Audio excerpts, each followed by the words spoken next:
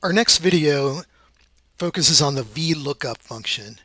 And the VLOOKUP is one of the more confusing functions because it has a lot of parameters, and the terminology within the function is a little bit confusing. So hopefully if you look down the list of different examples that we're going to cover in this week's videos, you see the word VLOOKUP appears in several of them. So even though you might find it confusing during this video, hopefully you'll get the hang of it once you try some additional examples. So to begin with, I thought of something most of us being at Xavier can relate to. Here's a list of basketball players, and this is their jersey numbers. The number Tyreek Jones, or jersey number 0. And notice that I have them sorted from smallest to largest, and that there's several missing numbers in between, ranging from the smallest of 0 to the largest, with JP McCura wearing number 55. And in the third column, I have their position. Xavier happened to have all guards and forwards last year. No, I don't know why they didn't call any of them a center, but from the roster, that's what they had. So this table of values has a column in the first column with related information in the row and columns B and C. So player number 1 is named Paul Scruggs, who plays a guard. So the information in the table is organized in such a way that column A is sorted from smallest to largest. In each row has information that's related to the value in the first row, in the first column. So let's do an example. I've got another worksheet here called Lookup Player. And it's blank, but I'm going to put a heading in here in column cell A1 called Enter Player Number. And I'm going to resize that so it shows up. And below that, clicking home, I'm going to put a yellow fill underneath. That just kind of gives the user an idea that the yellow is where they're supposed to enter something. And then I'm going to have the player name in column B. We'll resize that a little bit to accommodate larger player number names. And for the time being, let's enter 55 in there for JP McCura. So we want to enter a function here that looks up that table that I had created in the players worksheet to look up whatever the user enters in cell A2 and show the name in cell B2. So the function we're going to use is VLOOKUP. So I'm going to go to my insert function in order to get a window that pops up. And I'm going to search for VLOOKUP. So I'm going to type VLOOKUP and then click Go. And it's going to show you VLOOKUP and a few related functions, but I'm going to select the VLOOKUP function, and it gives you a preview. So it says VLOOKUP, and there's 4 different parameters: lookup value, table array, column index number, and range lookup. And the description here is that it looks for a value in the leftmost column of the table and then returns a value from the same row column that you specify. So let's click OK and learn how to form this. So the lookup value, I don't want to type 55 here. I'm looking up 55, but I want it to be flexible. If this was only looking up JP, I could type 55 here, but we want it to be flexible to allow the user to enter different numbers that they want, or to have it be changing. So I'm going to reference cell A2 here. So I'm going to type A2. In the preview here on the right hand side of the screen, it shows that there's a 55 in there currently. Now my table array is going to be in the entire range of the player data that I created. So I'm going to click on the players worksheet, and I'm going to select from cell A1 all the way to C11. And you can see it has the headings. It gives you a preview there on the right of the data. Now and again, the lookup value is the value to be found in the first column. The table array is what we specified, and the column index number is the column number in the table which you want to be returned. So if I'm wanting to show the name, my table array has 3 columns: player number, player name, and position. In this column, I want to show the player name, so that's column number 2. And they're already showing JP Makura is the result. Now in the range lookup, you either have an exact match in which you want enter false, or if you want the closest match in the first column in ascending order, then you would type true. Since we're looking up, I wouldn't want to type 50 and show JP Makura or a different player's number if we don't have a 50. So I want this to be false because I want to have an exact match. So let's click OK here and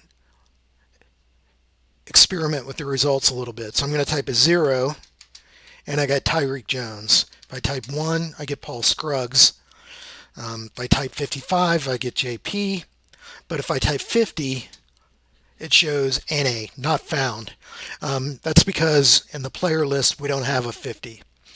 If I had put true in that parameter, it might have shown me Sean O'Mara because that was the closest match. But normally, most of the examples in this class, we use false for our 4th parameter. Okay, let's see what happens if we expand this. Let's say we want to do a list of different numbers here. Let's do 50, 1, 3, 0, 55, 22, 33. So I've just typed sort of a combination of different numbers, some of which are actually players that we have, some of which are not jerseys that we had on the team last year. And let's suppose we wanted to copy this formula down. So I want to take the VLOOKUP function, and I don't just want it to appear in column B2, I want it to be all the way down the list. So I could double click here, and it would copy the autofill the function down to row 9. And notice that I'm getting some NAs, but I actually have an error here. Player number 0 is Tyreek Jones, but for some reason I'm getting an NA. So that's not right. Some of these, like 33 is NA, which we don't have a 33, but why did it give me an error for Tyreek? Doesn't make sense. The reason is the same reason last week when we were during our price plus tax column, when you autofill a formula and copy and paste it, the cell values change relative to where you paste it. So look at our formula up here. Our lookup value, I could do that, get my window up here. Our lookup value is A6, our column index is 2, and our range lookup is false.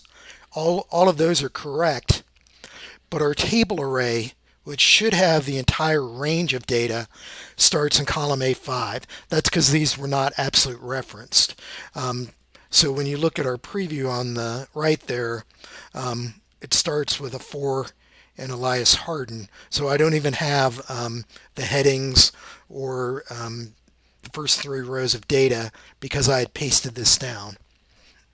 So in order to fix this, I would want to go up here and redo this first entry, and I would want to put absolute references in the range. So remember how to do that from last week's videos. I put my mouse where I want to apply the absolute reference, and I'm going to hit the F4 key to absolute reference the A1, and then I'm going to move over to the C11 and hit F4 again, and it's going to absolute reference the ending range.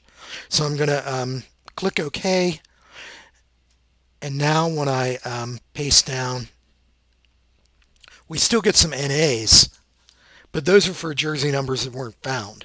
So we want those to be not found. So we didn't have a player number 50, but notice the Tyreek now, and notice that for each function in the formula bar, the lookup value changes, but we want it to as you paste it down. So column A has, row A has A8 as the lookup value. 22 that's what we want. But now the range is fixed, A1 to C11, and everything else is fine. So let's do another example. It can be sort of confusing to always refer to these different cell ranges in lookups. And in general, when you have Excel data that you use frequently within an organization, sometimes it's useful to give a range of data a name rather than always refer to it as cell references. So rather than A1 through B11 or C11,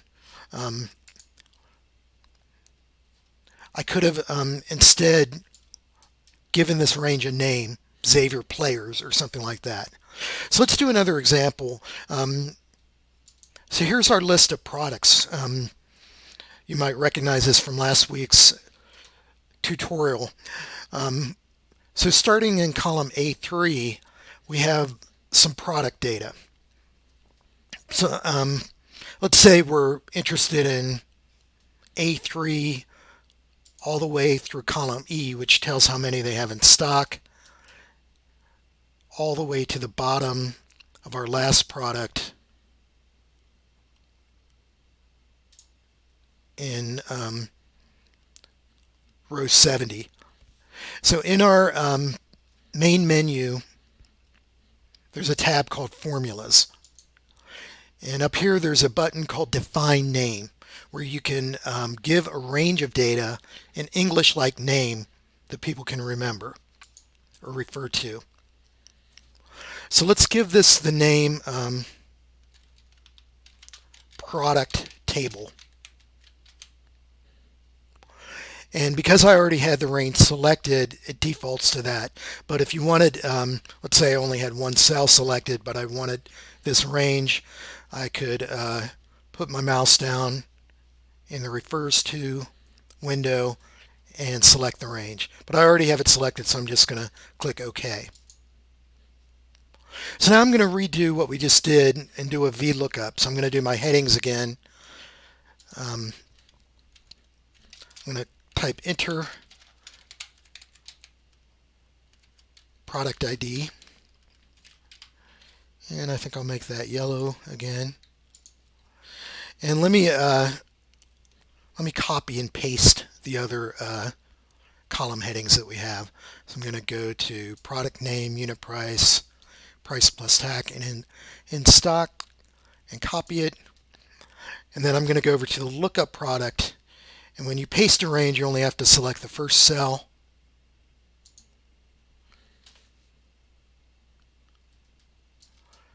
Make this a little wider. We may have to do some formatting later on. But I'm going to type a 1 here. And in our product list, so product number 1, is that Che or Kai? I'm not sure what that is. Has a price of 18, price plus tax, and number in stock. So we want to enter lookup values here to complete the lookup here. So the user should be able to enter any product number that exists and have it automatically show the name, price, price plus tax, and in stock.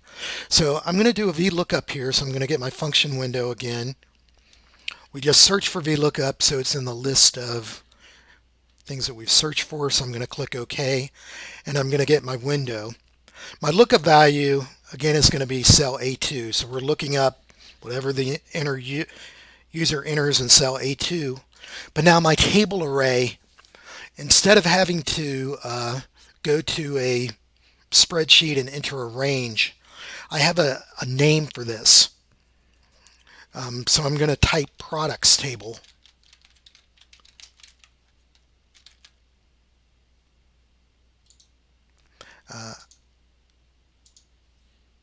It didn't find it, so I think I called it product table. Notice that I'm looking at my preview here and using the sample data that it shows on the right hand side of the screen, so I easily was able to detect that I had that typo there. Now the column index, again, the product name is in column 2. I'm going to type a 2 there, and I want to do an exact lookup. I wouldn't want to put, if there was no product number 1, I wouldn't want it to show the next product in the list. So I'm going to type false here. So I'm going to click OK, and now I'm just going to test it. Product number 2, product number 3. Product number 4 showed NA, and if I look at my list, it goes 1, 2, 3, and down to 9. So now I want to complete the remaining VLOOKUPs to show the price plus tax, and the stock. So I'm going to drag this formula to the right. And I'm getting NAs again because it's changing the formulas relative to where I'm pasting them. But let's look up what's going on here. So I'm going to look up the formula in column C, and notice that it changed from A2 to B2 because I copied to the right. So let me type A2 here, and I'm going to absolute reference it.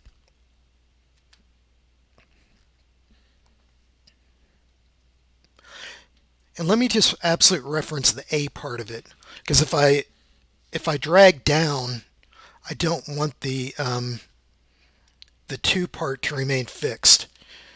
I'll try to explain that later. Now my table array is still product table, so that's fine. But now my column index, I'm wanting to look up the price, not the name.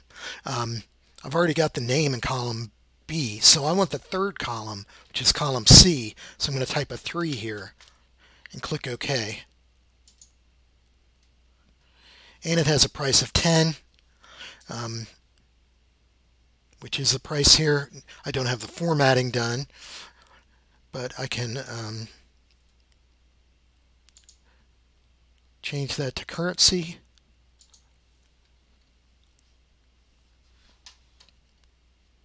Now let me copy this one, column C2 to D2, and now instead of column index 3, I can go to the formula. I know A2 is correct, the product table, but I still have column index of 3. There's no way to absolute reference that, so I'm going to change that to a 4. And I'll drag this to the right and change the column index to 5.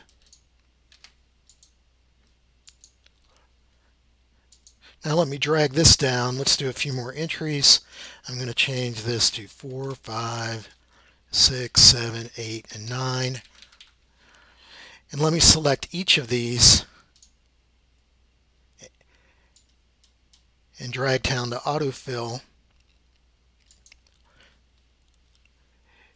And I'm getting NAs for all entries for product numbers 4, 5, 6, 7, and 8. But for 9, I'm getting the right entry. Column E is not a currency, so I want to change that formatting to a whole number.